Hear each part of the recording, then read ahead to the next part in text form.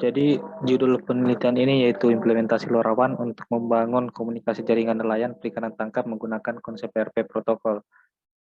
Jadi inti dari penelitian ini yaitu di mana si nelayan dapat berkomunikasi secara langsung satu sama lain ketika di lautan walaupun tanpa ada jaringan operator sekalipun. Jadi si nelayan dapat berkomunikasi secara langsung secara jarak jauh walaupun dibatasi sama jarak.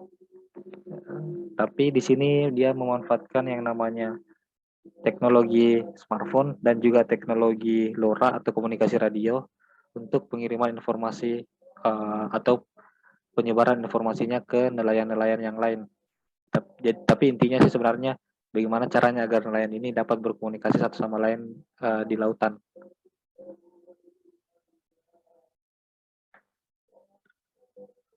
Jadi untuk permasalahan kenapa penelitian ini bisa diangkat, yaitu karena realitas pola komunikasi nelayan saat ini, yaitu masih menggunakan pola komunikasi interpersonal atau tatap muka secara langsung ketika melaut yang mengandalkan pembawaan informasi person to person agar pesan sampai di orang yang dituju.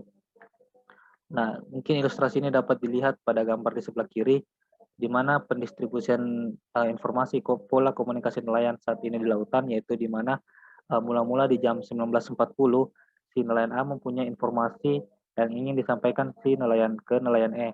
Namun pada saat jam 19.40, si nelayan A ketemu dengan nelayan B. Jadi nih si nelayan A memberikan informasi yang ingin ditujukan ke nelayan E ke nelayan B agar nantinya tidak menutup kemungkinan bahwa nelayan B akan bertemu dengan si nelayan E. Jadi informasinya juga disampaikan si ke nelayan B. Dan di jam 20.13 si nelayan B bertemu juga dengan si nelayan C. Jadi nelayan B juga mendistribusikan informasi atau menyampaikan informasi ke nelayan C yang ingin disampaikan ke nelayan E. Kemudian di jam 20.30 si nelayan C ketemu dengan nelayan D secara tidak langsung. Dan si nelayan C mengirimkan atau memberikan informasi yang ingin disampaikan ke nelayan E. Jadi si nelayan D juga mendapatkan informasi dan mempunyai tanggung jawab untuk menyampaikan informasi ke nelayan E jika suatu waktu ketemu di lautan. Nah, di jam 21.15 si nelayan D dan nelayan B secara tidak langsung atau secara tiba-tiba ketemu di lautan secara bersamaan. Jadi si nelayan D dan si nelayan B menyampaikan informasi yang didapatkan dari si nelayan A. Jadi si nelayan D dan si nelayan B menyampaikan informasi itu dan akhirnya si nelayan E dapat informasi tersebut dari nelayan A. Nah, dari kasus seperti ini, dari flow seperti ini, uh, tentu memakan waktu yang lama, yaitu secara ilustrasi bisa memakan waktu saat 2 sampai 3 jaman, dan untuk pendistribusian informasinya juga cukup ribet karena harus menyampaikan informasi ke nelayan-nelayan yang lain atau mendistribusikan informasi ke nelayan-nelayan yang lain, dan ini cukup memakan waktu yang lama. Jadi inilah salah satu landasan kenapa penelitian ini diangkat.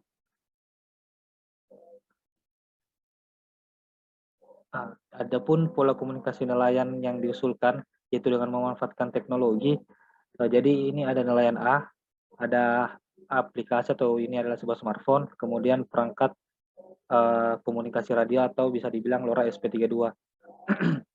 Jadi ini adalah satu kesatuan objek yang punya tupoksi pengiriman informasi. Jadi ini adalah satu kesatuan yang nantinya akan saling bertukar informasi. Jadi permisalan si nelayan A mempunyai informasi yang ingin dikirimkan ke nelayan C. Jadi si nelayan A mula-mula membuka aplikasi, kemudian mengetik pesan, kemudian ketika si nelayan A mengklik tombol kirim pada aplikasi, maka aplikasi atau pesan tersebut akan terkirim ke LoRa SP32 atau perangkat LoRa SP32 ini. Nah, LoRa SP32 ini akan berfungsi sebagai penyebar pesan broadcast atau penyebar sinyal gelombang radio yang membawa pesan ke perangkat penangkap sinyal gelombang radio yaitu LoRa SP32. Jadi LoRa SP32 ini bisa dibilang sebagai pengirim dan juga penerima. Nah, jadi pesan yang sudah tadi dikirim akan masuk ke LoRa SP32. Nah, di mana LoRa SP32 ini akan menyebarkan informasi itu dalam jangkauan range 1 km. Kebetulan teknologi yang digunakan di sini teknologi yang agak minim, jadi jangkauannya 1 km, tapi untuk jangkauan LoRa sendiri sebenarnya bisa lebih tergantung teknologi yang digunakan. Jadi di sini si LoRa SP32 akan membroadcast pesan secara radial atau secara sinyal gelombang radio, yang dimana kita anggaplah LoRa SP32B sama SP32C itu masuk dalam jangkauan range 1 km dari LoRa SP32. Jadi ketika LoRa SP32A menyebarkan informasi atau membroadcast pesan, maka LoRa SP32C dan LoRa SP32B akan mendapatkan pesan atau sinyal gelombang pembawa pesan tersebut. Nah, namun si nelayan A tadi kan ingin mengirimkan informasi ke nelayan C. Jadi ketika si LoRa SP32C ini mendapatkan informasi, kemudian juga LoRa SP32B mendapatkan sinyal gelombang pembawa informasi tersebut, maka di LoRa SP32 ini akan terjadi yang namanya validasi nomor pengirim. Jadi tadi kan di aplikasi di aplikasi tadi dia parameternya yaitu pesan, nomor nomor yang dituju sama nomor pengirim atau nomor si nelayan A. Jadi ketika pesan di broadcast, maka yang didapat oleh LoRa SP32 ini yang menerima yaitu nomor pengirim pesan sama nomor yang dituju. Nah, anggaplah nomor yang dituju dari nelayan C itu 123, sedangkan nelayan B yaitu 456. Dan di sini si nelayan A tadi nulis nomor yang dituju adalah 123. Jadi yang berhak mendapatkan informasi yaitu nelayan C.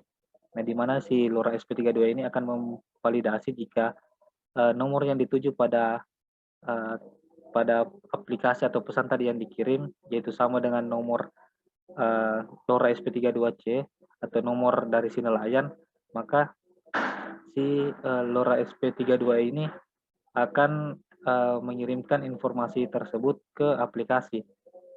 Jadi jadi di aplikasi langsung tampil pesan atau informasi dan kemudian dapat dibaca oleh si nelayan C. Sedangkan si LoRa SP32B itu tetap mendapat informasi atau sinyal gelombang pembawa pesan, tapi di LoRa SP32B kan nomornya tadi 456. Jadi dia tidak sesuai dengan nomor yang dituju dari si nelayan A. Makanya di sini terjadi filter. Jadi kalau misalkan dia tidak sama, dia akan ngepas atau misalkan mengabaikan. Tapi kalau misalkan nomor si nelayan A tadi menulis 456, maka yang berhak mendapatkan informasi itu adalah nelayan B. Tapi karena di sini adalah ke LoRa SP32C atau si nelayan C, maka di sini terjadi filter. Jadi kalau misalkan nomornya sama yang nomor yang dituju tadi di aplikasi, maka di sini akan menerima informasi itu dan meneruskan ke aplikasi. Dan dari aplikasi itu akan ditampilkan pesan yang didapatkan. Ya, jadi si nelayan C dapat membaca pesan tersebut. Jadi ini adalah salah satu keunggulan dari penelitian ini, di mana bersifat gateway to gateway, terdapat proses filtering dan terdapat proses to destination, di mana di sini adalah konsepnya gateway to gateway. Jadi si nelayan A sama nelayan L maupun si nelayan A sama nelayan G itu bisa berkomunikasi satu sama lain walaupun jaraknya bisa lebih dari 1 km. Karena tadi batasnya si LoRa SP32 hanya 1 km, jadi ini salah satu keunggulan dari penelitian ini, di mana si nelayan A dapat berkomunikasi dengan nelayan G yang jaraknya bisa lebih dari 1 km atau 3 km. Jadi sistemnya adalah gateway to gateway. Jadi ketika si nelayan A mengirimkan informasi ke nelayan G, jadi si nelayan A mula-mula mengirimkan informasi tersebut secara broadcast, kemudian sinyal broadcast tersebut diterima oleh nelayan B. Karena nelayan B bukan informasi yang dituju, bukan nomor atau bukan LoRa yang dituju, maka si nelayan B akan membroadcast pesan tersebut. Jadi si nelayan B membroadcast pesan yang didapat dari nelayan A. Kemudian dari broadcast ini si nelayan I, si nelayan E, dan nelayan C mendapatkan hasil broadcast pesan dari si nelayan B, kemudian si nelayan I, apakah ini nomor yang dituju? Karena bukan, jadi si nelayan I, E, dan C akan membroadcast pesan tersebut jadi yang mendapatkan pesan tersebut adalah nelayan H, nelayan J, nelayan F, dan nelayan D. Jadi pesan dari nelayan A sekarang sudah ada di nelayan Y, H, F, dan D. Dan jika nelayan kebetulan di sini bukan LoRa yang dituju atau bukan nelayan dituju, maka si nelayan J, H, F, dan D akan membroadcast pesan tersebut lagi. Jadi yang mendapat pesan sekarang yaitu K, L, dan G. Nah, di sini ada 3 yang mendapatkan broadcast pesan yaitu K, L, dan G. Namun di K dan L itu bukan nelayan yang dituju, sehingga pesan atau informasi itu diabaikan, dan nelayan G akan kebetulan ini nomor yang dituju atau si nelayan yang dituju, jadi di perangkatnya si nelayan G akan menfilter pesan tersebut, kemudian mengambil pesan tersebut dan diteruskan ke aplikasi pada nelayan G. Jadi si nelayan G dapat membaca isi pesan tersebut. Nah, inilah salah satu keunggulan gateway to gateway. Jadi dia bisa mengirim informasi walaupun jaraknya jauh dan terjadi proses filtering. Jadi dia hanya dapat jadi si jadi informasi yang dikirimkan itu hanya dapat dibaca oleh nelayan yang dituju. Ini sesuai dengan aturan atau keunggulan dari two destination.